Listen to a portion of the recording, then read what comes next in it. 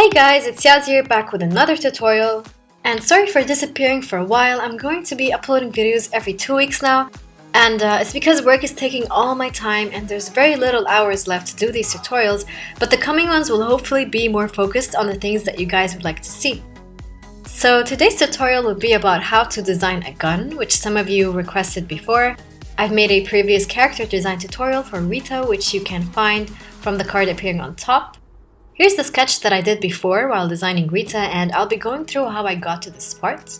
So first I write down what I have in mind for my character's persona. Rita has transmutation powers. She controls the energy and forms electric currents through her hands.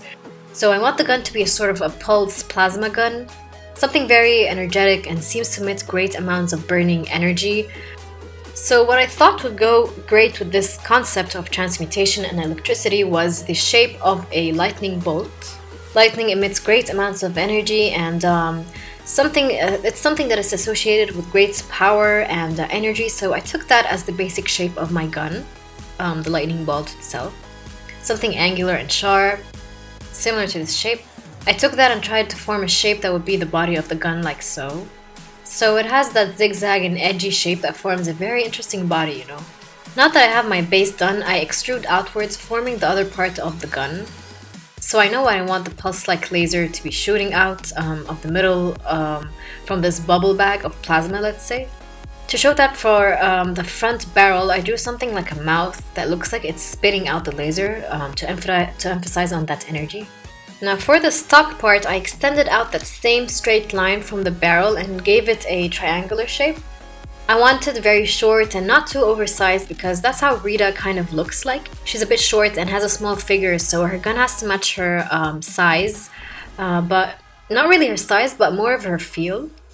I don't want the gun to look too long, maybe a bit big in size, but shorter in length. So as you can see, the shape and flow of the lines, they're very similar, so I wanted to make it look more organic. So I added that circle on top to break the pattern and form a secondary focal point, let's say. So that bubble bag is where the plasma is being formed and where the rays are being shot out from. So since Rita has transmutation powers, we need something that connects her to the gun. Something that takes her energy and transforms it into that plasma bubble. To make that, I added a grip sort of canister that will have sensor pods that when she puts her hands on, it makes her control the mechanism of the gun, so she forms the energy inside it. And it even gives her control over the strengths of the rays and its power overall. So this is the main shape that I want to have, and I'm going to add a lot of glowy things and dents in the gun in the detailing stage. Now I'm going to start adding the line art to the sketch. I'm making a new layer on top and begin drawing. I'm holding down shift and pressing from point to point. That's how I'm getting those very sharp and straight lines. But I'm going to slow down and make more curvy lines to give some contrast. I'm also keeping in mind my theme, the 70s theme, and how I shouldn't make the gun look too modern. In fact, I want it to look a bit custom made and raw, like it's been put together by Rita herself. I like adding numbers and text to any props really that I draw, so I put that number 2 but nothing more to keep the focus on the design itself. These nails make the gun look more custom made, and it shows that it's a bit sloppy and not too perfect that we'd want to hide the nails. So I'm just going to speed this up since I'm just tracing over my sketch here, as you can see. And yeah, we're done with the line art. Now we're going to start coloring.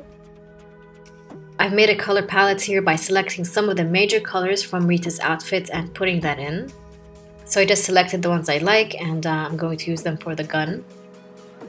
And I'm so sorry, QuickTime cut off the recording here, but what I basically did was pick some of the colors in my palette and block them in under the line art layer.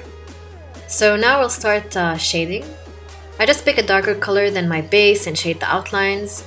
You can see me do my shading in a lot of the other tutorials, so you can check that out for more character-related shading. Also, if you guys would like to see a separate tutorial about blending colors, please let me know in the comments below and I'll be happy to make one for you.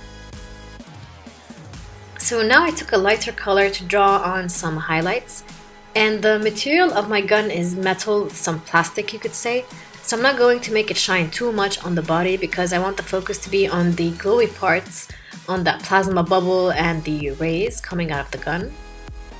Now I take an even lighter color, closer to white, and draw in some scratches with a very thin brush. Just randomly scribbling in different directions. I'm trying not to repeat the lines. And when I'm satisfied with the overall shading, I'll make a new layer on top of the line art and start coloring. So I just decreased the line art's opacity. I didn't completely erase it because the overall style of my character was like that as well. So it's not super realistic, but realistic enough to be believable. I'm trying to cover the back lines, adding more depth and shadows. You can see me rotate the screen like this a lot. Sometimes your hand is more comfortable coloring at a certain angle. So just like you sometimes rotate the paper you're sketching on, I don't know if you guys do that, but I do that a lot. So yeah, it's the same thing, more comfortable for your hands. So this is all part of the shading process, just trying to blend the colors together. The trick is to not have any lines appearing, but more of shadows and highlights instead. So just color picking, coloring over, coloring in between, trying to make everything look smooth and blended in and more realistic. And now I'm going to do the glowy parts. So I always do these on a separate layer to change the hue later on if I don't like something. And try to use weird colors, let's say, something that you normally use. And I really like that magenta here. It gives a lot of character to the gun itself because it's different than your usual cayenne or reds and yellows that they use for guns. So I'm going to make a new layer and choose a soft brush, set it to color dodge, and lightly dab on the bright parts for that neon glow. So if I have 3 glowy parts, I would make 2 almost the same hue and the third something complementary, so that magenta complements the cayenne perfectly. I wanted to add a bit of a texture, so I chose my favorite freckle brush and added some specks like it's sparks flying out of the gun. And I wanted to make that ray shooting out look more hot, like it's burning. So I went in with another soft brush and color dodged it some more. Finally, I highlighted the edges of the gun to give it more dimension and make it look more 3D. And yeah, we're done with our gun design. So let's show Rita here. The gun matches her personality, her outfit, her backpack even. So I was thinking maybe we can have it behind her back. You can add a strap, or even maybe I can even size it down a bit and make it look like she's holding the gun.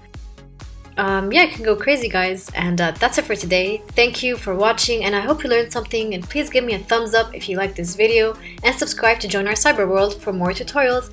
And I'll talk to you guys later. Bye!